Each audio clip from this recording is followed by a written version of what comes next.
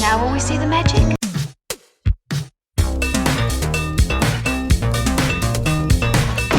All right, where's Murray? Okay, who is it? This is Jesus, kid. Know then that it is the year 10,191. Yes, we are bored. We're all bored now. Hi, good night. Good night. Hello, and welcome to Mary vs. the Movies with your host, Mary Jones. And I'm Dennis Ling. Oh my gosh, I think we may actually be able to hear you in this episode. Wait, there's two of us? This whole time I've been a ghost. Whoa! And so we begin Spooky Month. Yes, and... We already began Spooky Month. Wait, did we? Yeah, Witches of Eastwick. Oh, hell. Yeah. And so they continue Spooky Month. Look. It was so spooky, Mary forgot. She has spooky amnesia. It's true. Hey, who's that talking? Yes. We have a guest this week. So welcome to the show, Alana. Hi. No, you're going to I'm totally gonna- flub it. Phelan? Oh, no, that's not bad. Pretty close? I mean, I literally thought you were going to go for the actual Irish pronunciation, given your background. Yeah. But no, we butchered it when we came over here. It's Ireland to Brooklyn to South Jersey. Oh, geez. So it's Phelan. It is Phelan. Yeah. Okay. Yeah. So welcome to the show, Alana Phelan, author. I've heard myself referred to as a relationship educator. I heard myself referred to as a sex educator once, and I was like, hold on there, people. No, I would say relationship educator sometimes. Yeah, so I am the polyamorous librarian is how I'm known online. Okay. And We're sharing a microphone, so we're like still trying to figure out, like Mary wants to get right up in here, and I'm like pulling back. I have no idea why I'm pulling back. I'm used to getting right up in a microphone, but I'm also like not really used to being like, hello, Mary, how's your face? So yeah, we don't have a soundboard that can do more than 2 microphones. So starting with the Patreon, no, we don't have a Patreon. But we really could use a soundboard that has more than 2 mic inputs. In lieu of Patreon, just go to Lansdale and just drop money on the side of the road and we'll find it. So, Oh my God, you could be the hitchhiker. They should redo the Hitchhiker TV series, and you should be the new hitchhiker, Dennis. Okay. Do you remember that series? I remember, but I never watched it because I was a fan of the movie The Hitcher, and I was like, that's not gonna be as good, whatever it is. And I don't even know it was what just like an anthology show, Yeah. I guess, and he was just the guy on the side of the road. You could watch Twilight Zone, you were gonna get something better. So that's true. you could watch Nightmare Cafe, and you'd get something better. Which was do you know about that? No. That was the Freddy Krueger television show, which was like, you know, all of these different like horror framed or Twilight Zone framed shows, but it was framed with Freddy Krueger. So was it like Robert Englund? Like, Yeah, I think so. Yeah, Wow. it was like literally 6 episodes before it got canceled. Huh. And this leads us into the subject of this week's episode, Nightmare on Elm Street, which I have never, ever, ever, ever seen. I did not grow up watching a lot of horror movies. My mom's not really a horror person, and it's not something I was shown very often. I had a friend who gave me a videotape of Night of the Living Dead. And so that and Psycho were the only horror movies I saw until I was like in college. Night of the Living Dead is one of my favorite movies though. So, but I was allowed to watch Psycho because it was Hitchcock. Yeah, so that's kind of like the only horror I saw growing up really, again, until I hit college. So yeah, I've never seen Nightmare on Elm Street. My entire concept of what Nightmare on Elm Street is that Treehouse of Horror parody on The Simpsons. So I'm kind of, first of all, I know he won't speak with a Scottish accent, but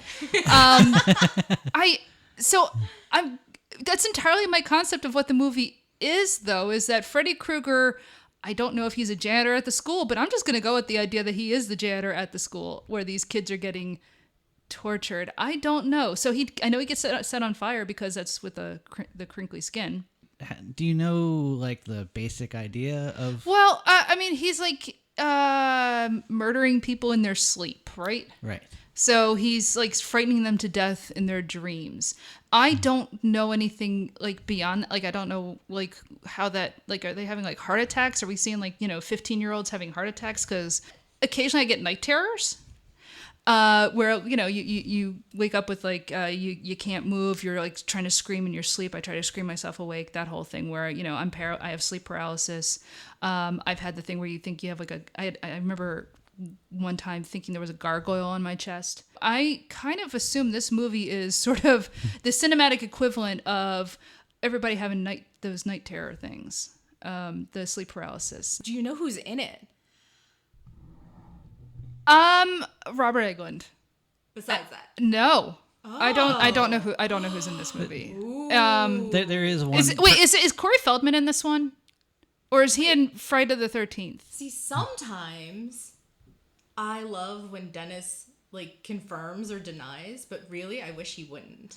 Yeah. Don't tell me nothing. Keep your mouth shut. We were talking about this, like we were meta talking the podcast ahead of this because I listen to every single episode. I'm always like 2 weeks behind, but I listen to every single episode. And I was like saying, oh, I love this part. Oh, I love this part. Because I'm a fan who gets to be a guest. And I'm always like, Dennis, don't answer.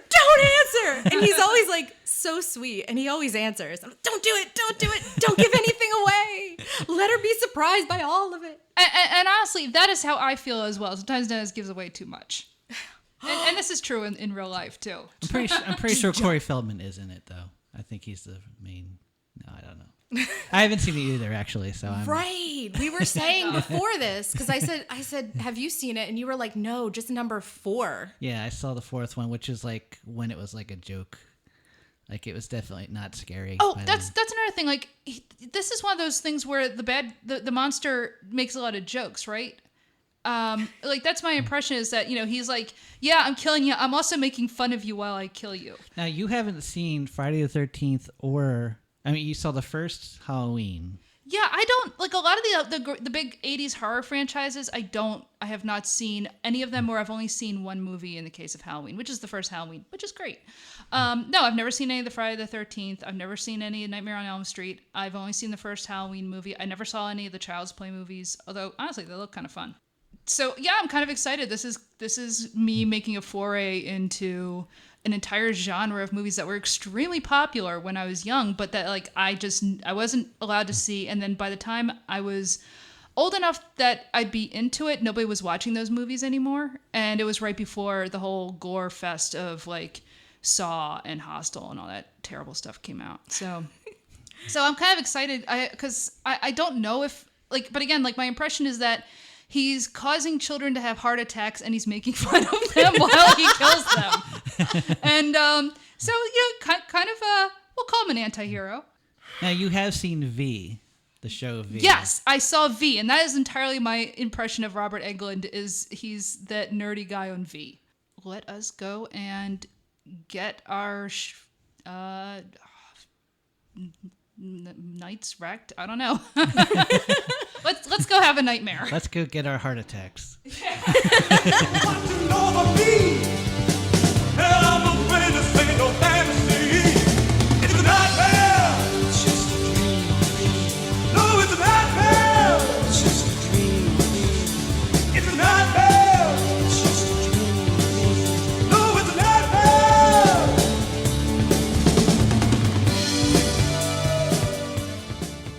So that was a bloodier movie than I was expecting. I mean gallons of blood. 500 gallons, I think. Was it really that much? There was the time where I was like, is that 8 pints? Yeah. I know. Yeah. Like, you don't understand. 8 pints that's not a lot. No. So, so here's something that's kind of embarrassing. I totally forgot about the knife hands. Right. I completely forgot he had knife hands. So I'm watching this and I'm just like, oh, that's right. He's the world's worst Wolverine cosplayer. That's why it's such a bloody movie. Because for whatever reason, I just had this idea of like, oh yeah, he kills people by giving them heart attacks. No, he slashes their bodies open. So. Oh, I think you're thinking about a completely different movie. Probably. Bad Dreams. Was that it? I don't know. I don't know. I don't know that one. It's definitely not this movie. No. No. And Dennis at one point was like, said something about, yeah, they die of heart attacks. See, Mary? Boatloads of blood everywhere. Yeah, as Johnny Depp is like sucked into his bed and like suddenly like a geyser, like Old Faithful of blood is coating the roof of the ceiling of his bedroom. And I'm like, yeah, this is...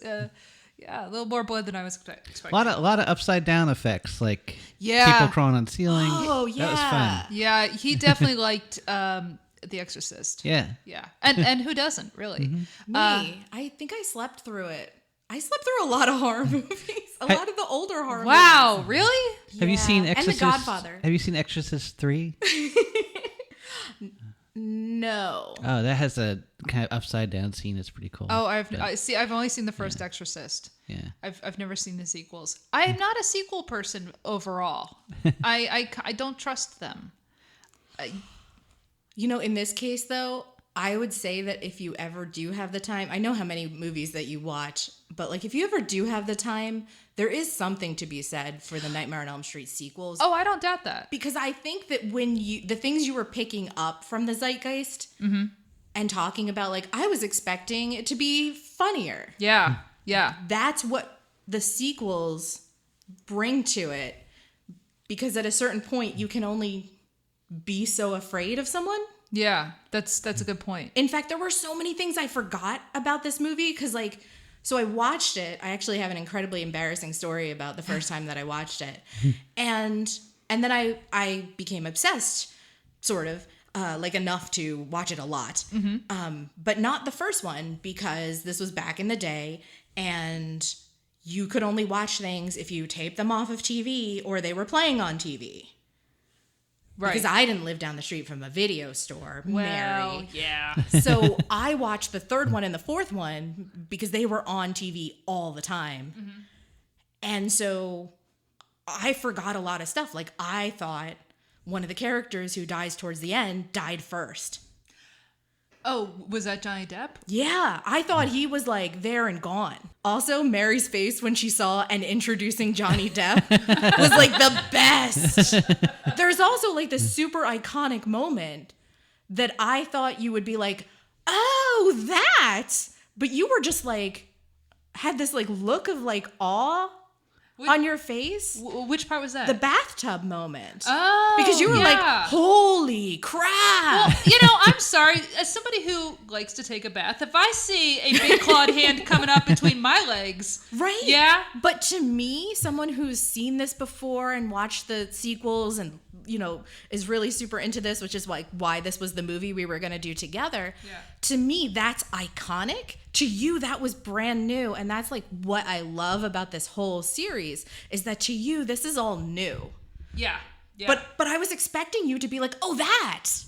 Well, it's funny because I'm sure I've seen that scene or something alluding to it before, but no, I wasn't expecting it. Mm-mm. And like, if I've seen it before, I wouldn't have had a context for it. And so I'm watching it this time and I'm just like, horrified. Yes. Yeah. And it was, it's framed so well. Yeah. And it's like sexual without being sexualized, which is something you can't, like, no one does anymore. Yeah.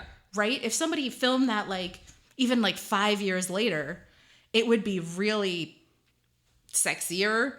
Yeah. And instead, it's not. This is just this teenage girl in the bathtub, and she is not sexualized in any way, and yet this hand comes out from between her legs. Yeah, in fact, we're not going to like recount the plot too much. In fact, I'm going to just briefly look. unlike me, you've probably seen this movie.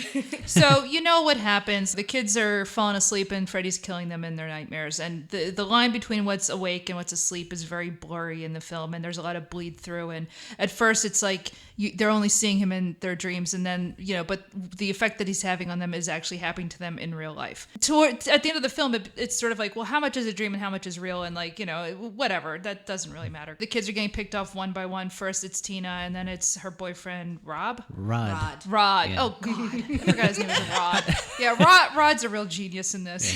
And then eventually, I do like the economy of it. There's 4 teenagers and 3 murders or 3 deaths. So actually, we don't know how many deaths. I know actually, which is kind of interesting. Mm-hmm. So eventually, after a couple of them get picked off, our main girl. Our final girl, Nancy confronts her mother and says, basically, this is what's happening, what's going on. And her mother, who has been numbing herself with her mother's little helpers and whatnot, confesses that sometime in the past, it's a little hazy when, there was a guy, Fred Krueger, who had killed 20 children in the neighborhood. Now, let me tell you, 20 children, that's a lot in one neighborhood. Yeah. I got to think, are we talking over like several years, decades? I'm just saying that's a high body count, even for like what I assume was happening in like the 60s or 70s. I'm not sure exactly when we're supposed to think that's happening because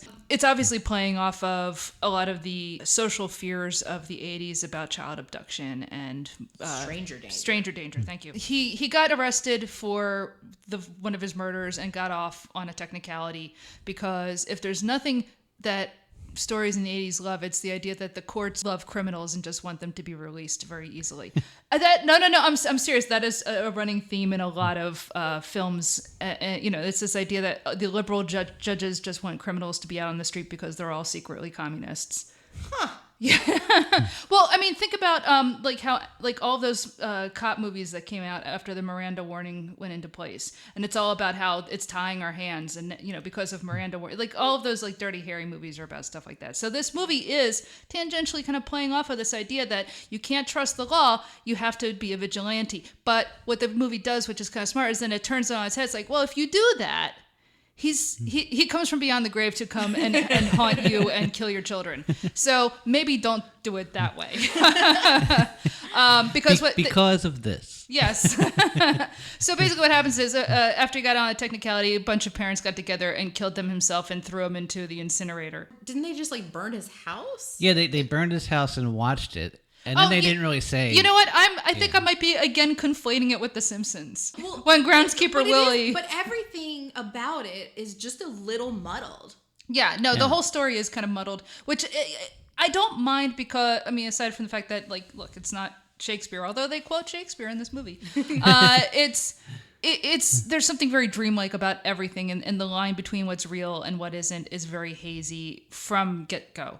And I kind of enjoy that. So, once we find out where Freddy is coming from, Glenn and Nancy are talking about, like, well, you can defeat him basically by doing what's essentially lucid dreaming, where you're in a dream and so you can control it. And so the idea is, they call it dream mastery or something like that. And so she has this whole plan that, like, because their body gets affected when something happens to them in the dream, and she at one point was able to pull his hat through to the waking world. So cool. Which is a great scene, like the whole like waking up and like the hat's in the hand, like you can't, again, it's nice in the way it's filmed because the line between when they're awake and when they're asleep is so hazy that you're not entirely sure where the break is in terms of the logic of what's going on. Plus that scene, scene was in like a hospital, and it's like this clinical clean area, and you just think like, oh, nothing can happen here, and it's like this dirty hat's in her hand and stuff out of nowhere.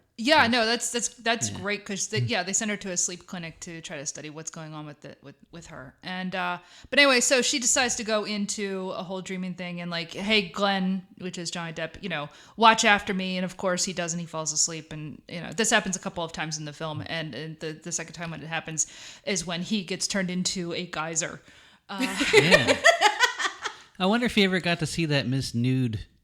Miss Nude USA? Yeah. He was really into that. That was going to be on TV. But he wasn't, though. He was just like joshing around with his mother, which No, is no, really he- cute. Yeah, he was actually watching The Evil Dead, which is pretty cool, actually. She is able to confront him in the dream, and she pulls him into whatever the real world is, sort of. And, like, the house gets set on fire. And, like, Well, it's a big battle. She sets up all these traps a la Home Alone. Oh, that was great. Yeah, she Home Alone's the house. And Yeah. I'm watching this. I'm just like, first of all, do we own a ball peen hammer, and can we get one? And then I like the I'm a effect. little worried for Dennis at Yeah. that point. I also like the effect of file open a light bulb and fill it with gunpowder. That looks fun. There was Yeah. no reason for that. No, that made no sense whatsoever. Her plan made no sense. But also, she was on like day 7 of no sleep at that point.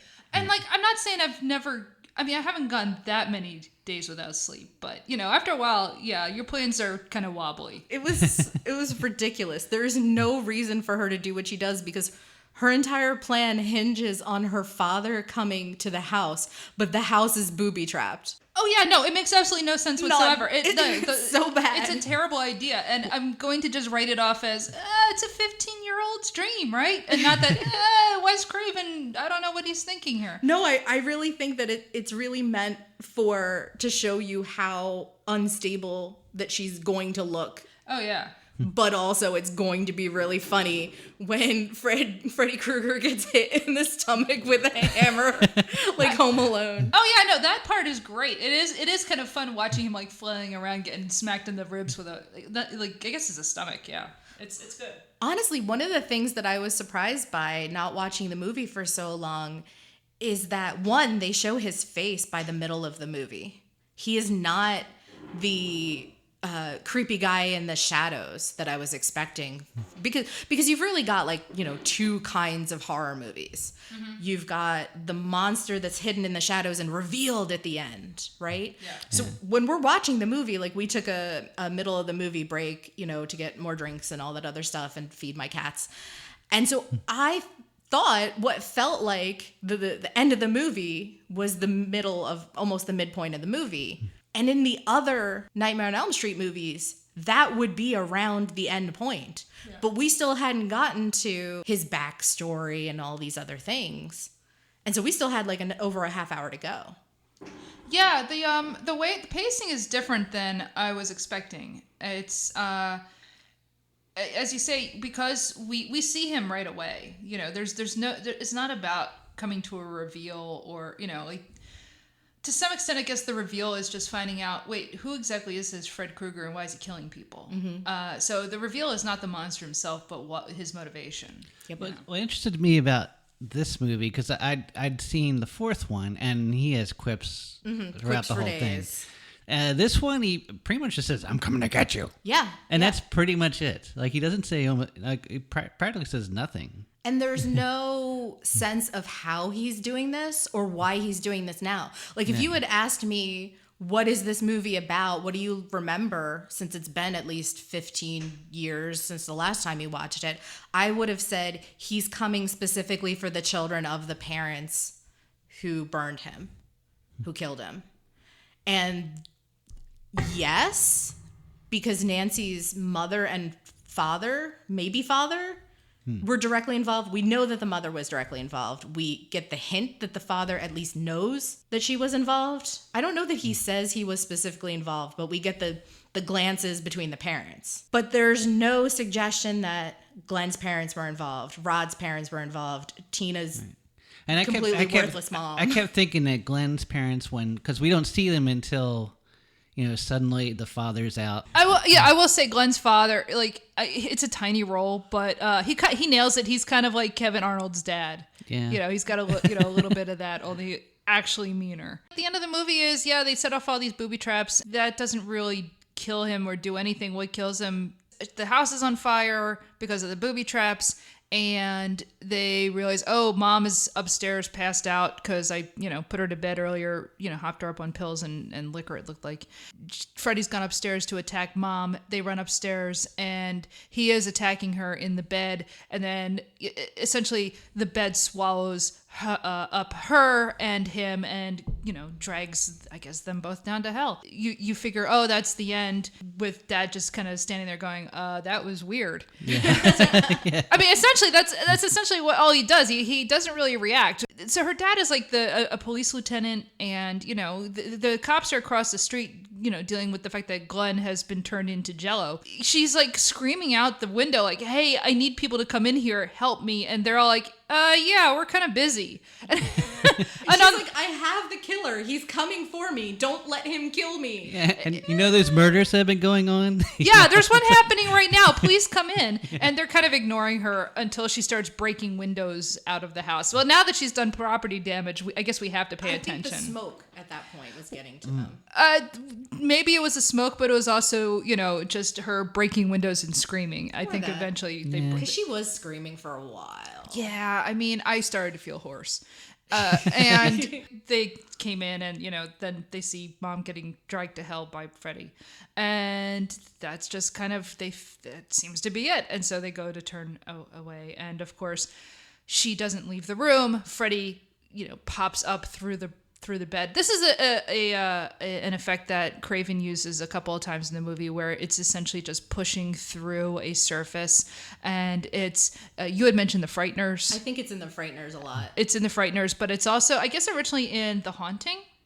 I don't know if there was something before that. There may have been something, but it's very reminiscent of the 60s horror film The Haunting, which, if you have not seen, is an excellent movie. Yeah, so it's like, but he pushes up through the bed surface and into the room that way. And then she basically just uses her mind to say, yeah, I'm going to destroy you with my mind. I'm going to take all my energy back from you, and you're going to give me back my mom and all of my friends. And he disappears He pixelates. It's just... It's actually the cheesiest thing in the movie. Oh, yeah, no. He gets beamed up to the Enterprise. Yeah. That's exactly what it looks like, yes. And all of a sudden, it's morning, and she's walking outside, and the sun is shining through fog. It's the fog, of course, it should be your first tip-off that things are not correct. Because whenever she was dreaming, there was always like a bit of a fog effect, especially if you were outside. And so immediately there's a fog effect, and Mom's just like, yep, I'm going to quit drinking, and I'm feeling great, and I'm sorry if I kept you up all last night. Her friends all drive up in a convertible. Oh, I'm going off to school with my friends because they're all still alive. This is great. And she jumps into the convertible, which is driven by Glenn, and all of a sudden, like, the top comes down on the convertible, and of course it is a red and green stripes like Freddy's sweater. And next thing you know, they're being driven off in a car with Freddy. Basically, he's going to eat them. And it's so bad, too, because it's like, looks like somebody duct taped it. Yeah. To look like it has the stripes on it. Like, they couldn't even, like, go for like a nicely done top. Yeah, no, this is the worst detailing I have seen in a long time. And then her mom gets picked up and then pulled through this window. That didn't look very good either. It almost looks like they went back and redid the ending. Yeah, I have no idea if like the ending is at all changed from what he originally wrote or not, but it does feel like an odd coda. So I see, that's what's interesting to me, is that you think this looks odd. To me, the ending, like, was it a dream? Is she dreaming now? We don't know. Like, that did not surprise me, because I think a lot of stuff has used that as an ending since then. Yeah. So like, to me, I was not surprised by that ending. So I just felt that first you felt like you had two different endings, which is fine, because the whole, she's like, I'm going to take my energy back from you. Yeah. Is already negating the fact that she felt like she brought him out of the dream and he's powerless there. That's her whole thesis. Yeah, that once she pulls him out of the dream world into the real world, he'll be powerless and they can just arrest him. And we know it's not true because he sunk into the bed. Right. So once he's sunk into the bed, we see that he has either power in the real world or she's not even awake. Exactly. So we have no idea when, if ever, she's awake. So like, as far as I'm concerned, she's asleep all the way through the very end of the film. So like, she's never woken up. Right. I mean, there are just so many instances. There's this time where Glenn's supposed to be next to her, and she starts dreaming, and she says, "Hey, Glenn, like, basically, are you still asleep?" And he literally pops out in her dream and goes, "Yeah, of course I am," or whatever. And she's like, "Okay, good." And he pops back out. And I'm like, sweetie. Although but it's fine. what interested me with that scene was when she comes back and she sees he's asleep and she's in her room. I have had that feeling when I'm asleep where I could feel like I know what's going on in the room even though I'm asleep. Yeah. So I like that because it felt like they were sharing the dream and that she was so involved in her own concept of dreaming that him being in there felt seamless to her. And therefore it felt seamless to us, even though we understand the disreality of it.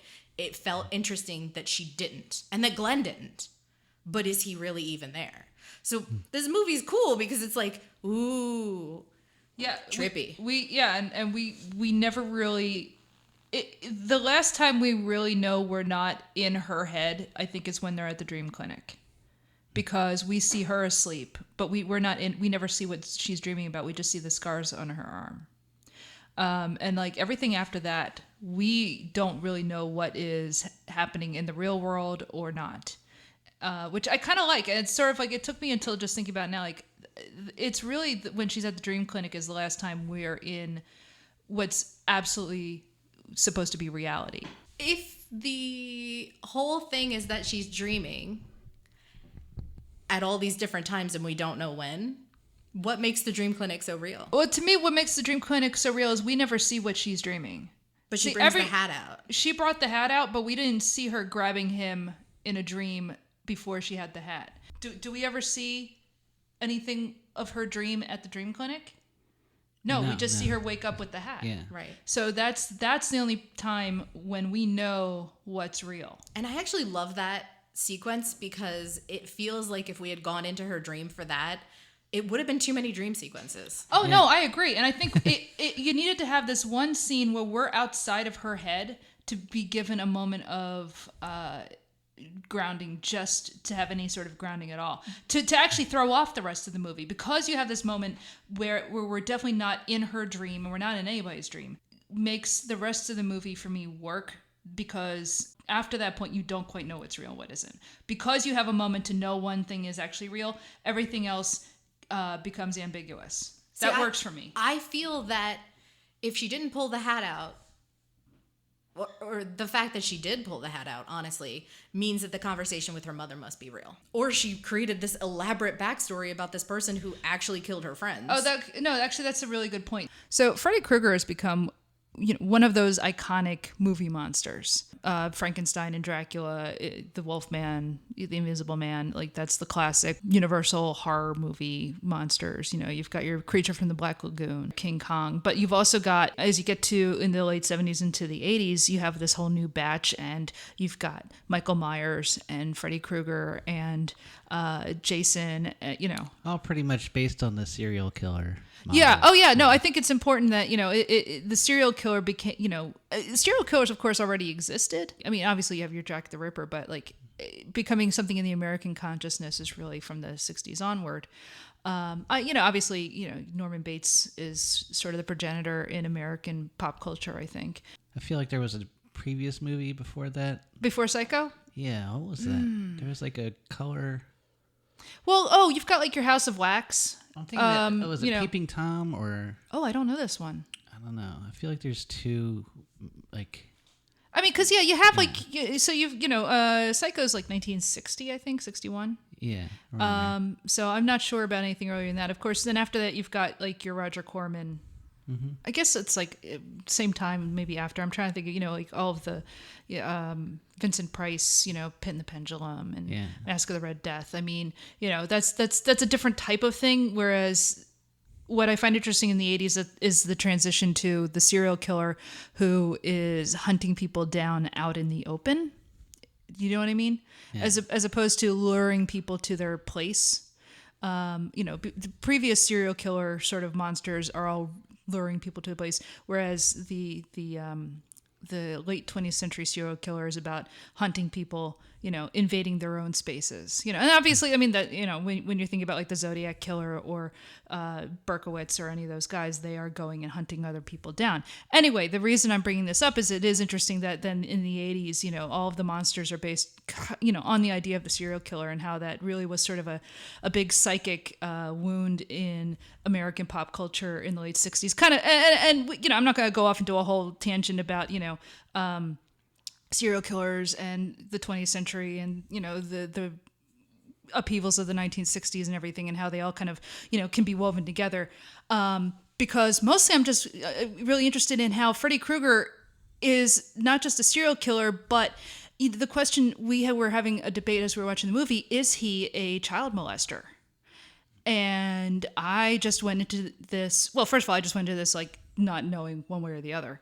I just thought he was killing people with heart attacks. But as I'm watching this, I'm just like, oh, clearly he is a molesting these kids that he's killing. Once you hear about the whole, well, he killed 20 kids in the neighborhood. I'm like, well, you don't usually hear about people who kill children like in that manner without having done something also horrible to them, i.e. molestation. My first thought actually was of the movie M, and this is sort of like the opposite of M in a lot of ways. The reason I'm going on this long tangent is A, I love tangents, and to hear myself talk. Why else would I have a podcast?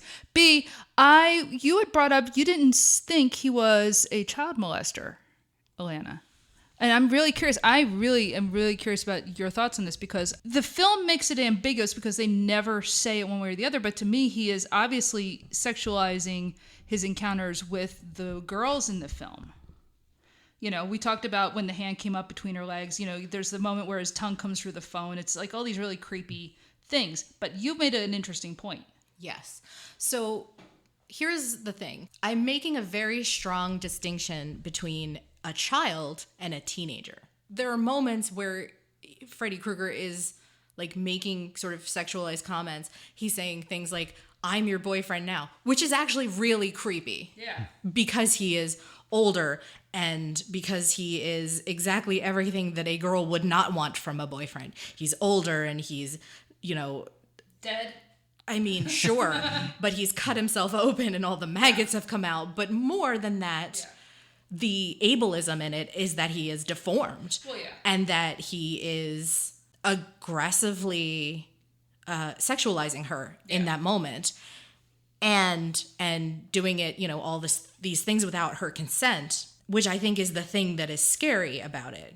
But when her mother talks about what happened and why they went after him, she repeatedly uses the word children. He killed children. Uh-huh.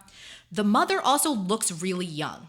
We've talked about this because Glenn's mother looks a little bit older, and we were like, hey, Glenn's mother looks, older, and her mother looks actually really young. How old was this mother when all of this happened? And like you've got the little kids who were doing the jump rope rhyme, and Nancy says at the beginning of the movie, or Tina does, the first victim, that they knew this rhyme as children. Mm-hmm. 1, 2, Freddy's coming for you.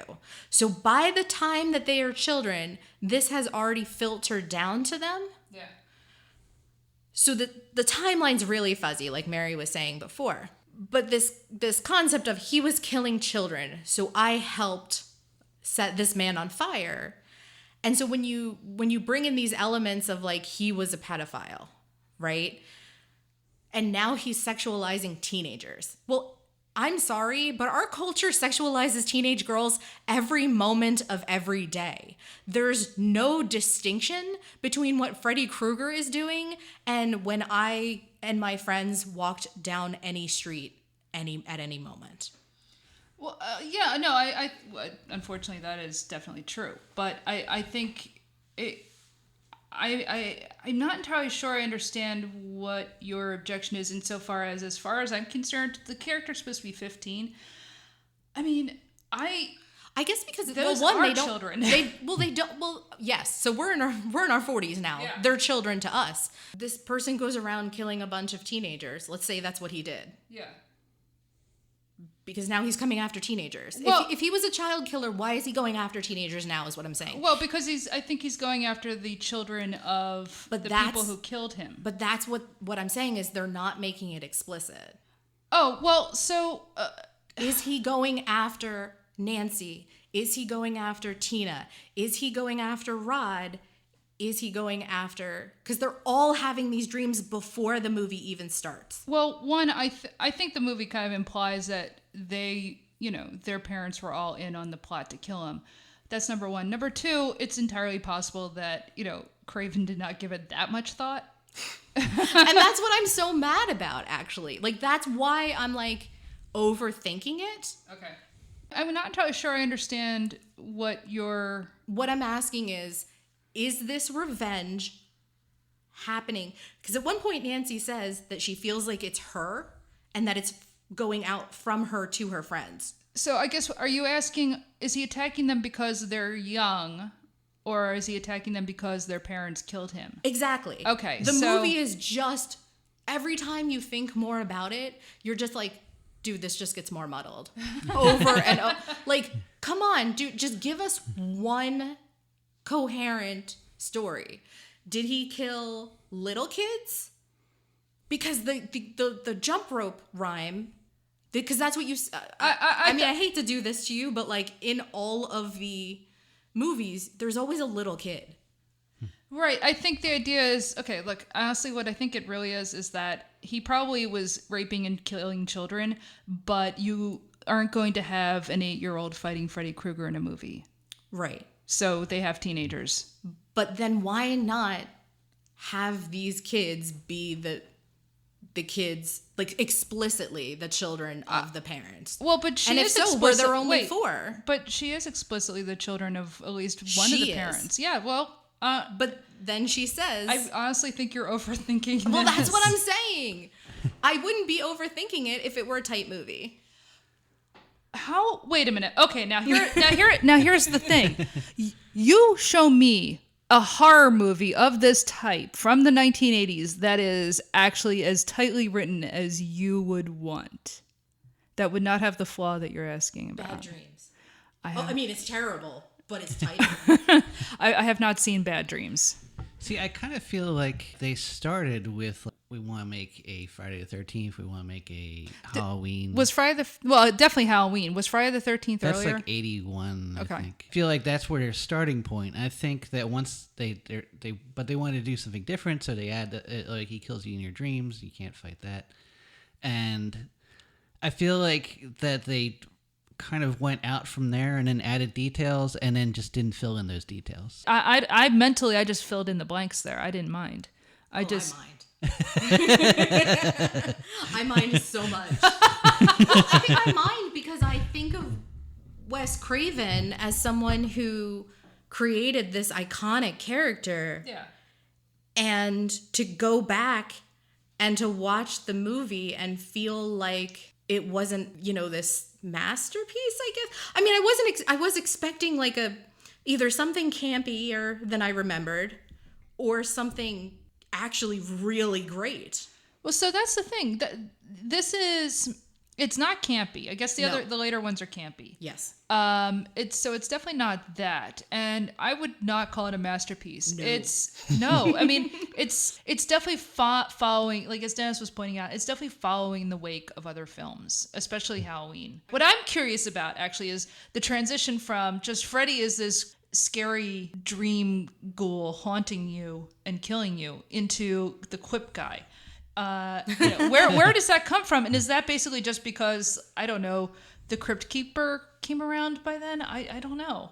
I don't know. I mean, he was a star, like from the first movie. Everyone was really into Freddy Krueger. Well, yeah, because it's an arresting, like the design of Freddy Krueger, just as a character is extremely well done because he's really distinctive.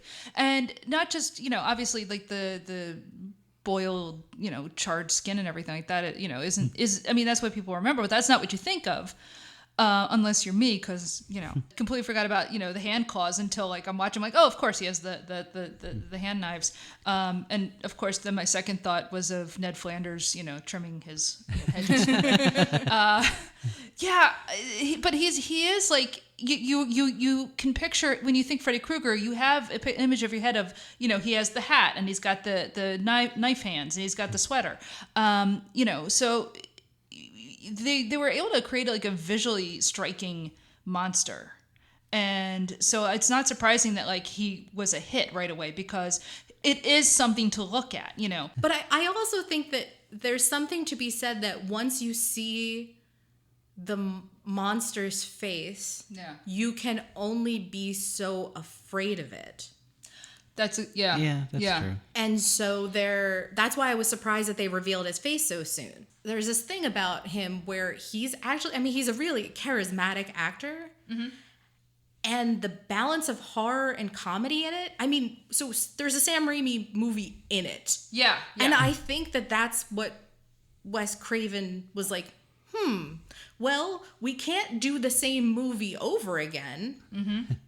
What if we just Evil Dead it? Which is a brilliant idea. It's like, this is the right path to take it, really.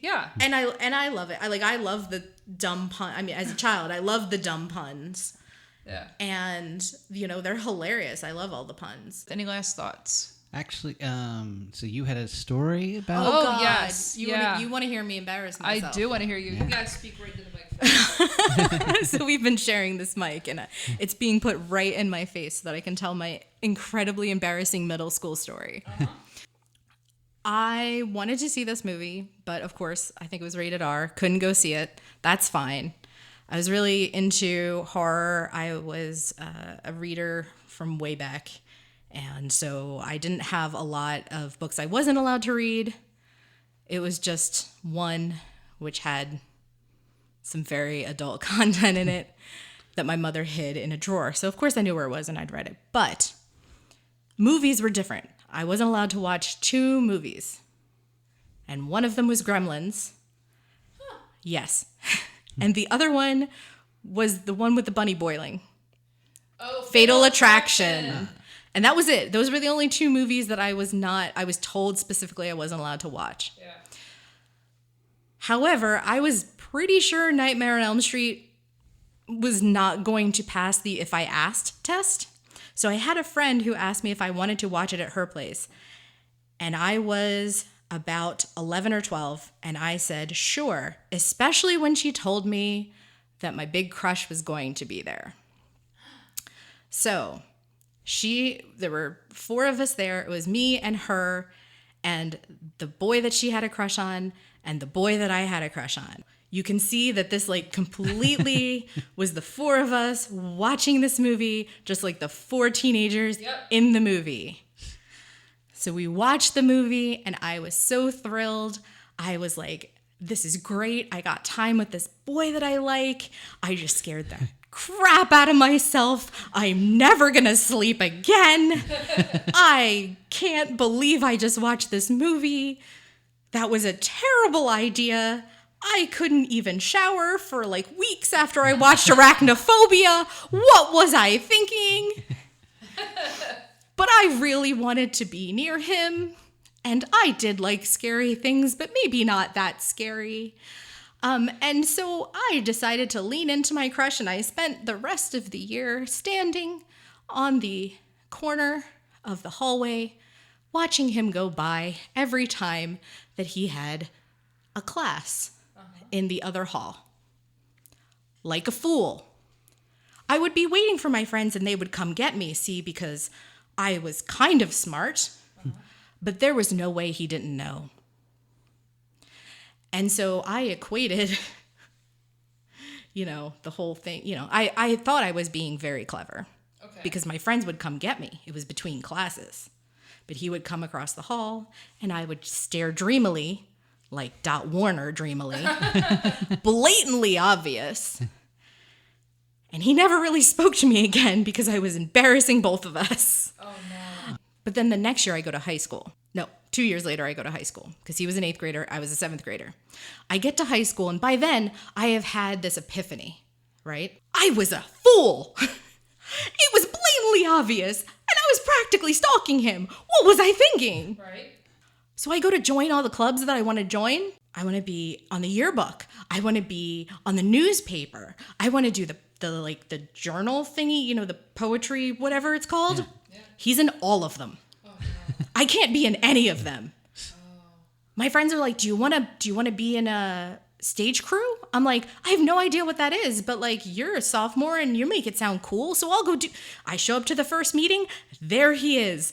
I can't be anywhere he is because, oh my God, he might think that I'm stalking him. Oh no. So that is how watching Nightmare on Elm Street ruined my ability to do any good extracurriculars in high school. And then the worst part is I legitimately felt like he was a sellout by the time that I got there, because he went from being this nerd that nobody liked except me, like I could see through it all, because I thought he was funny. And everybody else was like, who cares if you're funny? You're a nerd. And I'm like, nerds are great. What are you talking about? He's funny. That means he's like clever and quick-witted. And then I get there and everybody loves him and he's like popular. And I'm like, you're popular? Sell out. So, and then I start having these like romantic dreams where Freddy Krueger's in love with me. What? Yup. I had them for years. And it's only now when we started talking about doing the podcast that I'm like, I wonder if my subconscious connected the movie to the crush.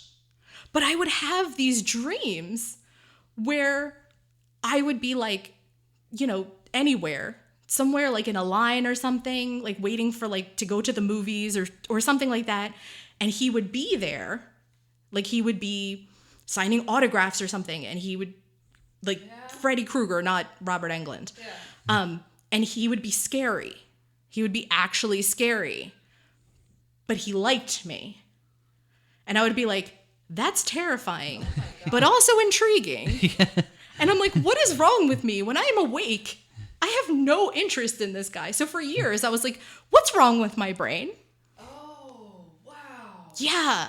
And it finally just occurred to me within the past couple of months that I was probably equating the big, big crush with the only time we ever spent just like hanging out. Wow.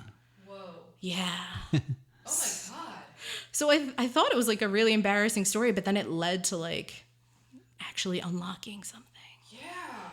I knew you would like that better than I did. I was just like, brains are weird. And Mary's just like blown away. No, that is fascinating at the way that your brain conflated these people and these experiences. And wow, that is, Yeah, halfway through we were like, I don't know where this is going. Well, yeah, at first I was just like, oh, okay, yeah, but no, you stuck the landing. Yeah. I gotta say, you stuck the landing. Nice. Wow. So that was A Nightmare on Elm Street from, I don't remember what year, but written and directed by Wes Craven and 1984. And right, and starring Robert Englund, Johnny Depp, and I don't remember Heather Langenkamp. Thank you, Heather Langenkamp. Oh, John Saxon. John Saxon. Yes. Very important that we mention Oh, John. wait, who was the technician? Roger Rabbit. Roger Rabbit. Oh, yes, the sleep doctor is Charles Fleischer. Yeah. So, yeah, Roger Rabbit, as well as other things. One of the best moments in Zodiac. You can follow us on social media. We are Mary VS Movies on Twitter and maryvsmovies@gmail.com if you have any comments, questions, complaints, or suggestions. We are on Apple Podcasts. We are on Spotify. We are on Stitcher now. I finally figured out Stitcher. Yay. I think you can find us through Google, whatever the Google podcasting app is. We're basically everywhere now. Just fill up your ears with us. Alana, where can people find you on the net? And do you have anything you want to tell us? I can't believe you just said on the net. Oh. This really is an 80s podcast. Damn it. On the World Wide Web. On the World Wide Web? You can't edit that out now. You can edit me out, but you can't edit that out. You can find me as Polyamorous Librarian on WordPress, Facebook, Instagram, and Patreon. And then if you really want to deep dive into the librarian side of the Polyamorous Librarian, you can find me as Hello Librarian on Twitter. And do you have any upcoming appearances on a podcast? So I think yours is going to publish first. And I'm actually recording 3 this week. It's like when it rains, it pours. I'm going to be on the Preconceived podcast. I think that drops in December because Zale records way ahead. And then I'm recording tomorrow, actually. I'm recording with the Pike cast. So I'm just keeping up this whole horror thing. I'm very excited about it. I think we're talking about, I think it's the book published in 91. So we're like almost on the cusp of the 80s. It still feels like the 80s though. And I'm not sure when that one's going to drop, but I do keep a list of all my appearances on my WordPress site. Next week, I think we're going to watch American Werewolf in London. Yeah. So, that will be next week. I'm looking forward to that, even though, John Landis, not a good dude. But that looks like a good movie. Our second John Landis. So, until next time.